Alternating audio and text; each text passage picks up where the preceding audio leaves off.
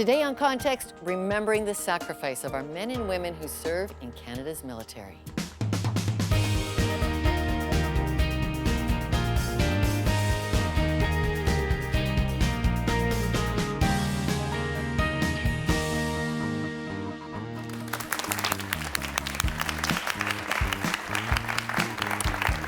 On November 11th, Canadians will take a moment to pause and remember the sacrifice of life made and continually displayed by our brave men and women for our freedom. Today, we honor their sacrifice. So, first, we're going to turn to the studio audience. By a show of hands, how many of you have had loved ones who've served in arms? How many of you? Wow, that is, from such a young crowd, that's much more than I expected. But let's start here with World War I memories. Duff Carrar, you are from Grand Prairie, Alberta. You've brought a picture of your grandfather along. Tell us about his service. My grandfather enlisted as a volunteer in 1916, transferred eventually into the 13th Battalion, the Black Watch, Royal Highlanders of Canada. And at some point there, before he was wounded at Vimy Ridge and gassed later in the war, he made a decision to become a Christian. Well, you have got an amazing story because there, you know that saying, there are no atheists in foxholes. You're actually a historian of chaplains. What did you discover about your grandfather and that encounter with God in the war? Well, I think for him, the sense that there was a lack of pulling power to get him through on his own. And he had a chaplain who was able to challenge him to put his religion, you might say, to work, to put it to use, to own it. And that, to us, is a moment when it got him through. Okay, we're going to speak to you more later in the show because you've written a book called Padres in No Man's Land. And thank you for bringing us those memories from World War I. But we're going to go now today to our soldiers of today. Michael Blais is a veteran and president of Canadian Veterans Advocacy. The organization exists to improve the quality of life for our veterans. Please welcome Michael Blais to Context.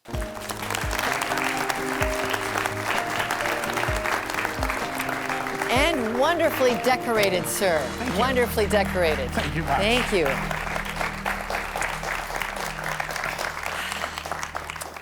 You actually want us to make Remembrance Day a national holiday. This moment of silence at 11 is not enough. Why a national, full-on holiday, no work? Well, I think that many Canadians want the same thing that I want as a national holiday because, as in our audience today, many of our grandfathers, our mothers and fathers, greater descendants have served in the military. I mean, we have to understand that over 1.5 million Canadians have served, that over 170,000 men and women of valor have died in creating our nation as to what it is today. And I feel that sometimes we've lost our way, that we do not recognize national sacrifice to the level it should. It has been that way for a while. The Afghanistan war has changed that. We have 40,000 soldiers who have served in Afghanistan. 158 were killed. Thousands have had catastrophic injuries. And in this time, Canada moved from a pension like you have for your disability to a lump sum payment disability award, lifetime disability award. You're fighting that idea. Why? Well, first of all, the lump sum award equated to $250,000. That did not even equate to negligence on the job site in Ontario. I mean, my God, we're sending Canada's sons and daughters into horrific experiences where, you know, whether it's combat, whether it's genocide, whether it's making peace or defending peace. And I felt that we had lost our way at that moment as a nation who was born on the blood of Vimy Ridge, born in Passchendaele, born on every other battle until this time. So $250,000 to $300,000 really is what that lump sum disability It was at the time. And are you making progress Absolutely, on changing that? You know, and I'm very pleased to say that we've been fighting very hard on a political level. We've convinced the Liberal Party of Canada to embrace our harmonization platform where we've created mechanisms to address the wrongs, to restore equality and recognition of national sacrifice, so that those young men and women who are out there today who are feeling abandoned no longer feel abandoned. They feel that they're part of our nation, not cast adrift because they suffered a mental or physical wound. Every veteran and military member has signed this document called Universality of Service. I was not aware of it until this episode. And here's what it says.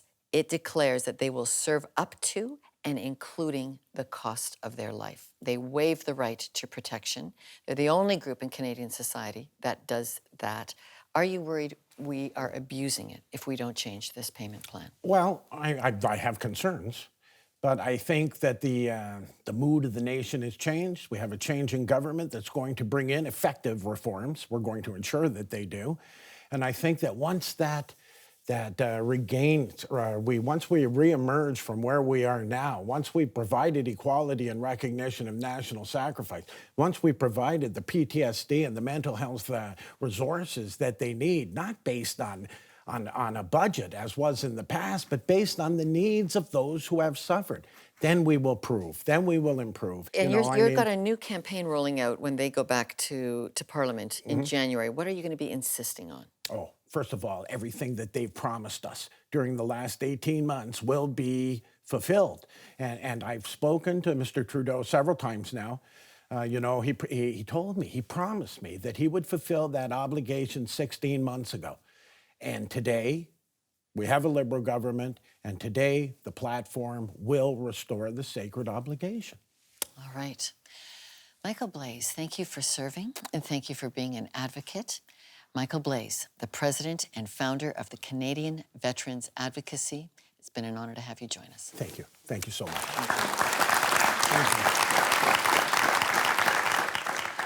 All right, over 15,000 recent Canadian military veterans have applied for mental health disability benefits. And here's what former General Tom Lawson, Chief of the Defense Staff, said. Our operations, quite frankly, are leaving a mark on our people. We're going to Sheldon Neal now to find some insights into that sacrifice.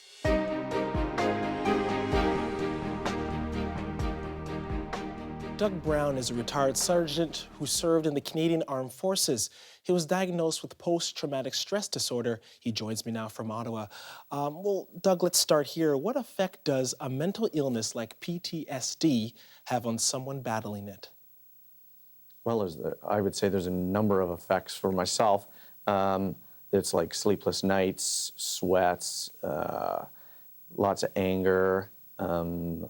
You don't want to go in crowds. You don't want to you don't want to go out with your family anymore. You want to isolate. You don't want to have fun. You don't want, everything is like a big cloud following you around, if I could say it like that.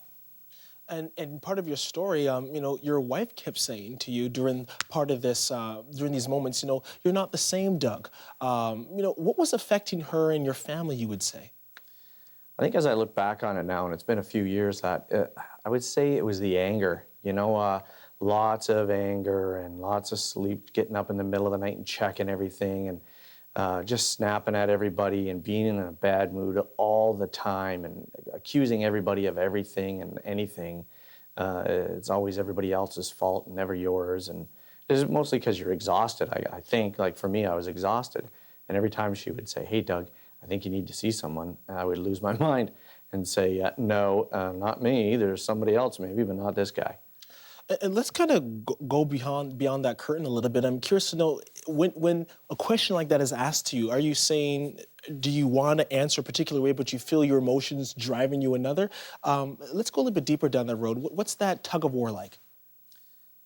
Well, at the time, you know what? I didn't even know there was a tug of war, simply because I didn't know I was sick. I just knew.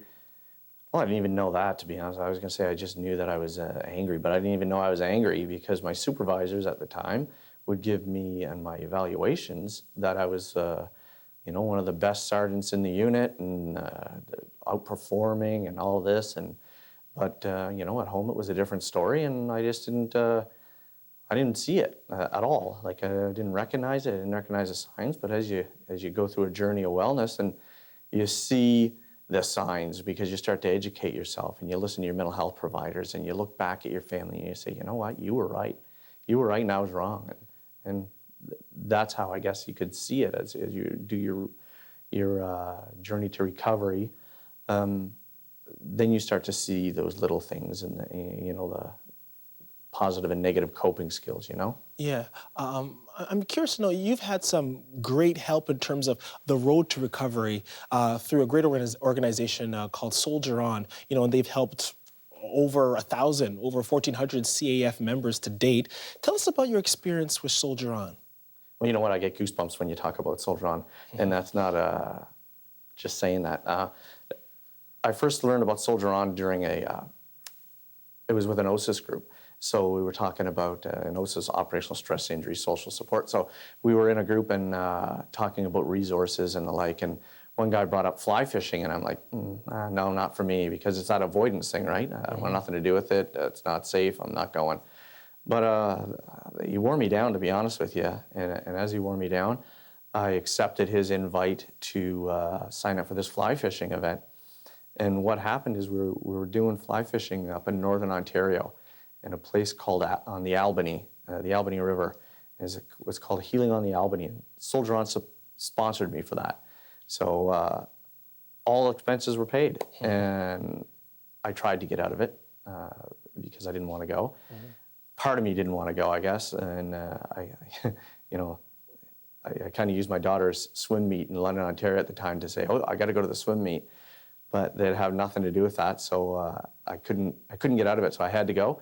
I went, and there was me there from the first Gulf War and some Bosnia stuff, and then there's guys there from current operations like Afghanistan and Haiti and the like, and then there's Americans there. There's some Marine guys, Marine Corps medic, actually, that was in the Vietnam War. And there was the Marine Sergeant of the Year was there. And man, what a changing experience, because there's guys with no legs, there's guys with no legs and PTSD, there's guys with arms missing, and we're laughing, we're carrying on, and we're supporting each other. You're talking, it seems like a sense of community, and I'm wondering, even as we've chatted before this interview, the importance of a sense of security that maybe made that experience with Soldier On a positive one. And I'm wondering, in treating soldiers with PTSD, is that ultimately the key element it needed in successful treatment, that sense of security? I'm not sure. Honestly, I can't answer that. All I can answer is my experience around it. So my experience is, I get paranoid in airports, I get paranoid in Walmart, I get paranoid looking for parking downtown Ottawa, even after all these years in therapy and support. But for me, I enjoy that camaraderie that I was missing because of the anger and my isolation. So I stopped isolating, and then I allowed myself to be vulnerable. I think we talked about that before. I allowed myself to be vulnerable, and because I was vulnerable, or I allowed myself to be vulnerable, I got to experience Soldier On. And I got to experience everything that it has to offer. My last question to you, Doug. What does Remembrance Day mean to you? Remembrance Day is different now. It's not what it was when, what we talked about me being a young private before, and, before the 90s, and you go out with your mates to the Legion, and you might have a drink or two and you carry on like fools. I said, but now that things change, you lose friends and to war, and you lose good leaders that you had in the military to the war, and guys come back and they're not the same, and girls come back not the same, and so Remembrance Day now is a day of reflection. My family, we're a military family, and we take that time to take a deep breath. We go to the ceremony, and then we just reflect and we remember, and that's it. We remember. Doug Brown, thank you for joining us. Thanks for having me. That was retired Sergeant Doug Brown. He joined us from Ottawa. Next, we discover that keeping the mind and the heart of the soldier well is often the territory of the military chaplain. Lorna sits down with a military historian on the role of caring for the soldier's soul.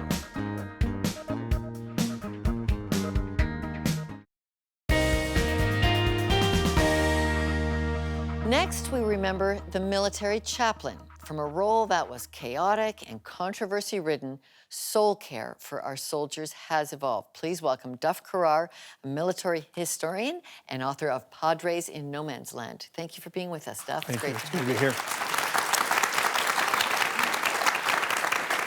I should add, you are currently an instructor to today's military on the role of the Padre for Padres and in their training. But your historical research, you're a professor of history, you discover how the chaplain, the Padre, affected morale in World War I. What did you learn?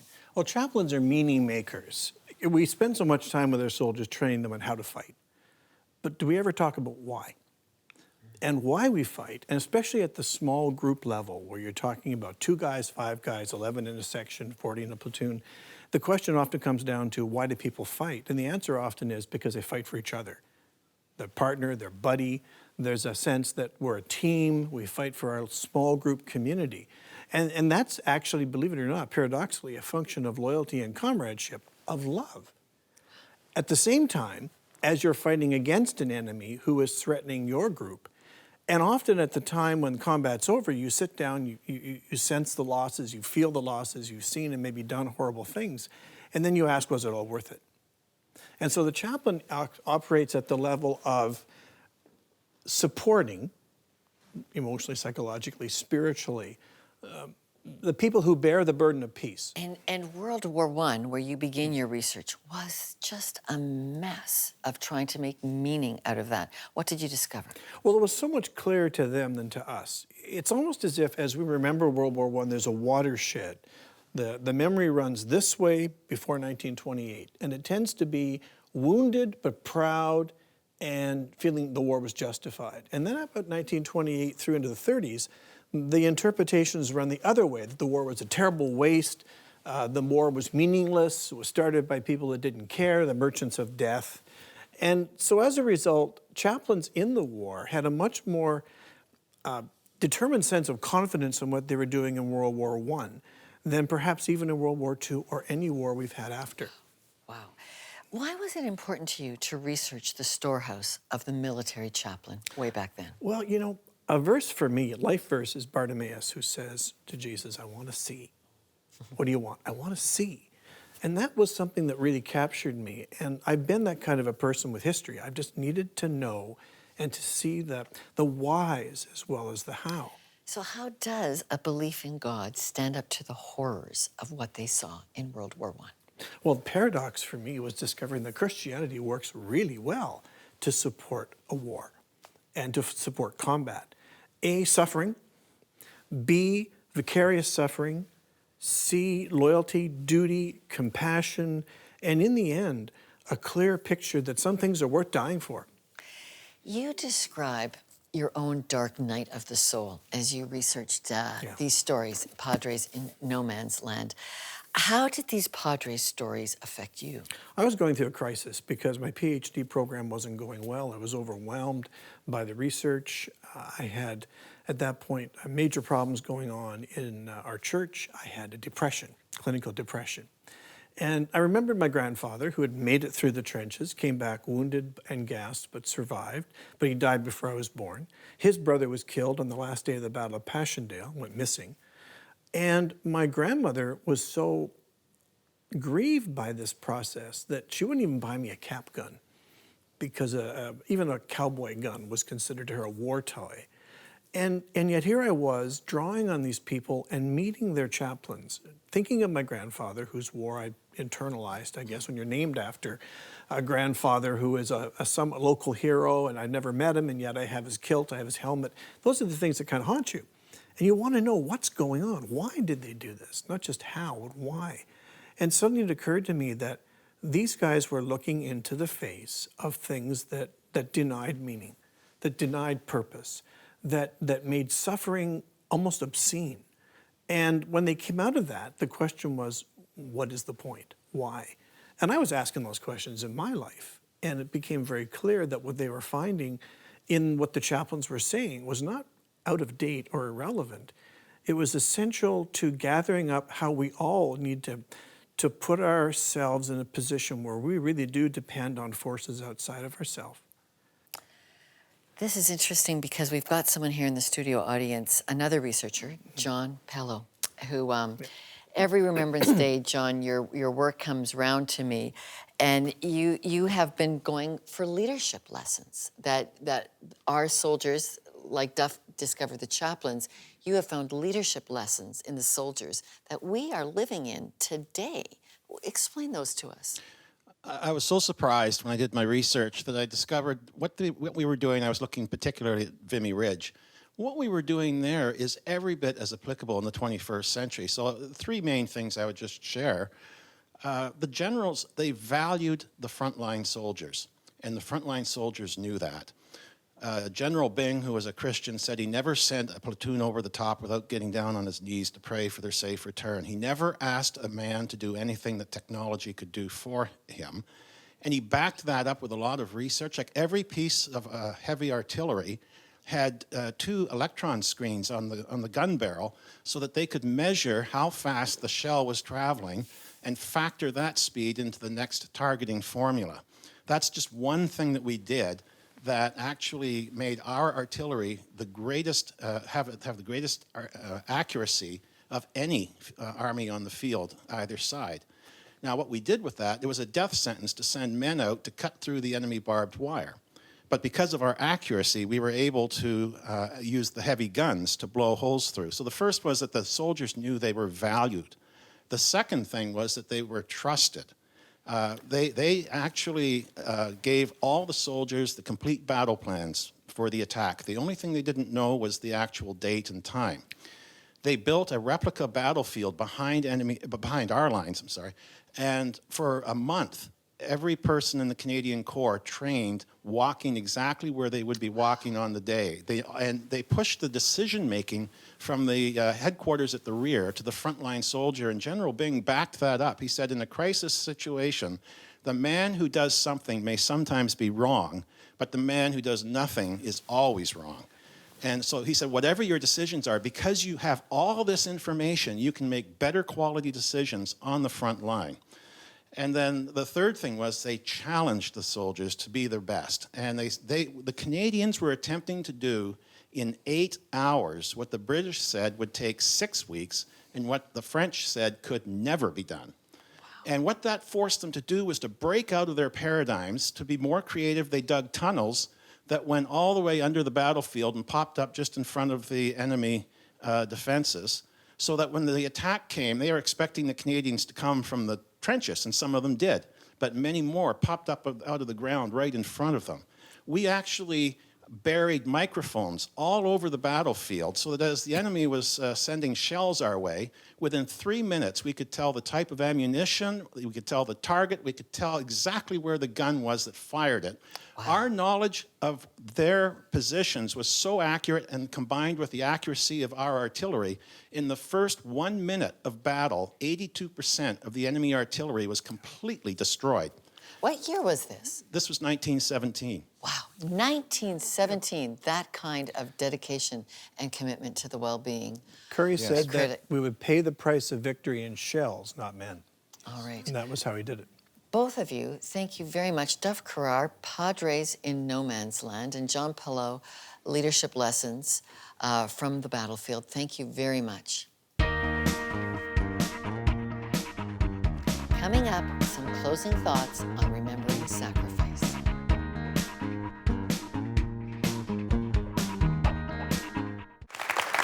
One unique memory we pulled for Remembrance Day was that of a soldier's belief in God's salvation discovered in the field of war.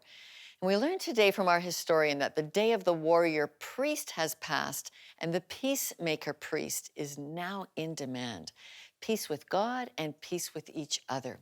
But there is something all of us not in uniform can also remember. There's a new effect of war among us. We now have Canadians alongside us who have come here for safety from warring countries. They have personal experiences of living family memories of the horrors of war. These are new encounters with war that require all of us to be a chaplain of sorts, a carrier of God's love and sacrifice for those emotional wounds caused by war. Is there a family new to Canada in your neighborhood, in your school or workplace? A simple conversation beginning with, "Tell me about your journey that's brought you to Canada," may open the door for your opportunity. And be sure to send us an email and share the story you know of helping with the memories of war, and we'll pass it along. Remembering that too is part of this Remembrance Day. For all of us, I'm Lorna Duick. Thanks for watching, and join us next week as we explore life beyond the headlines.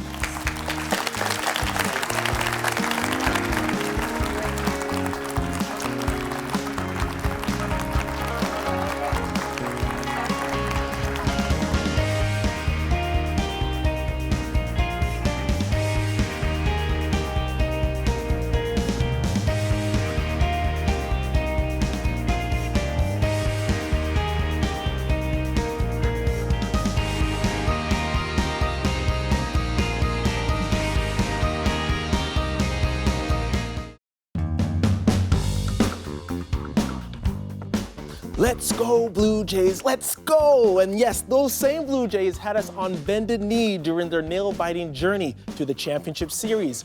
With many outspoken Christians on the team, Lorna wrote for the Globe and Mail on the Jays' ability to make us not only come together, but pray together. Well, no one loves us or wounds us like our family. And we talked to Glenn Stanton of Focus on the Family about his book, The Family Project, and on understanding family as a human institution in the light of who God is. It's first of all interesting to realize that healthy is a relative term. I mean, no family is perfect. Every family has dysfunction, and there are, levels of dysfunction. But I think that's first of all the big thing for us to understand that, because humans make up family, we're all flawed, and we're going to have flawed families. Well, you can find all these stories and more on our website at contextwithlornaduick.com. Good things.